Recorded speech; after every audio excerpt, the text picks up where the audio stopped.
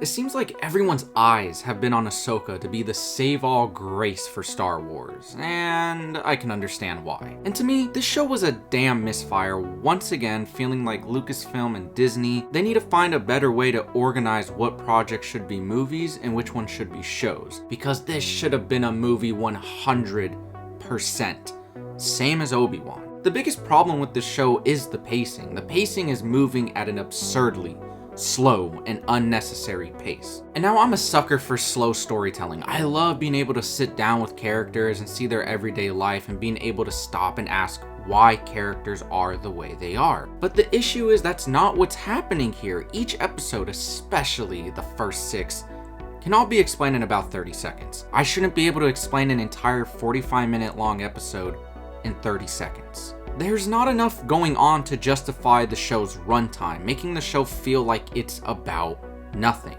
And I have a theory. I think the show's storyline was originally intended to be in animated form, which is usually 20 minutes, and when you look at the amount of plot in each episode, you can see that putting it into a 20 to 25 minute episode of TV would make it move at an exponentially better pace. So even if my little theory is wrong, it still shows that Filoni is used to the structure of writing 20-minute scripts, and that he tried to fit the same amount of storytelling into a 45-minute long show. Like, every single thing feels drawn out, such as the beginning of the first episode.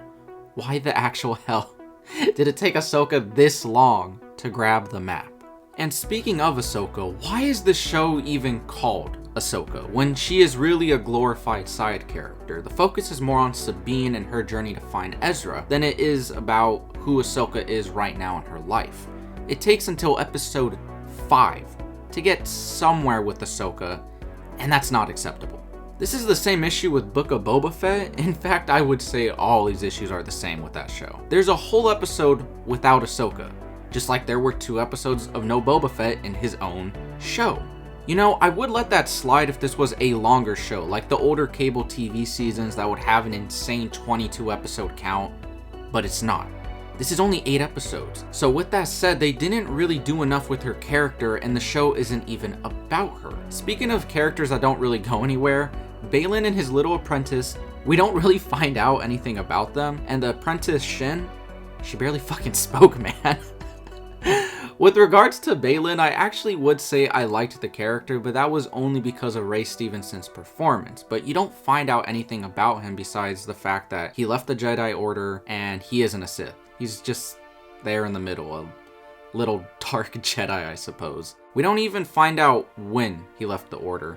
And I might be wrong about this, but it feels like they were alluding to him knowing that Anakin is Vader, and if that is the case, how? Most people don't know that, so how would he know?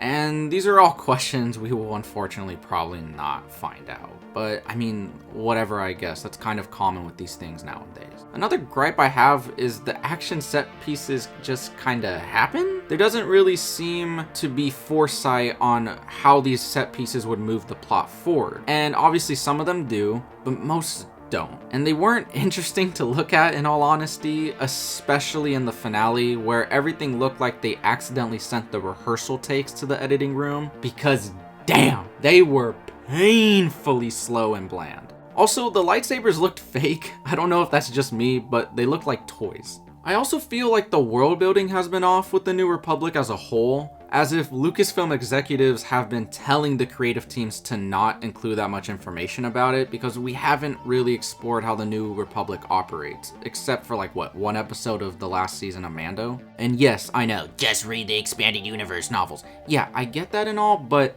this is a new canon, so I want to know what's happening now.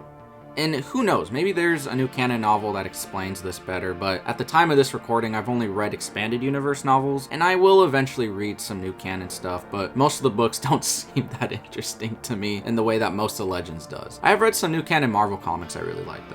And now for my final issue, and it might be my biggest problem. Get rid of these stupid MC Hammer pants, dear God! For real though, why does every character in Star Wars wear these now? They're utterly atrocious. Lucasfilm, Disney, get rid of them, please and thank you. So in my humble opinion, the show wasn't really all that good. I would give it a nice solid 6 out of 10. But Rosario Dawson is great in the role and really embodied the character. Not only was it exciting to see Hayden come back and interact with Ahsoka, I think this was hands down his best performance as Anakin.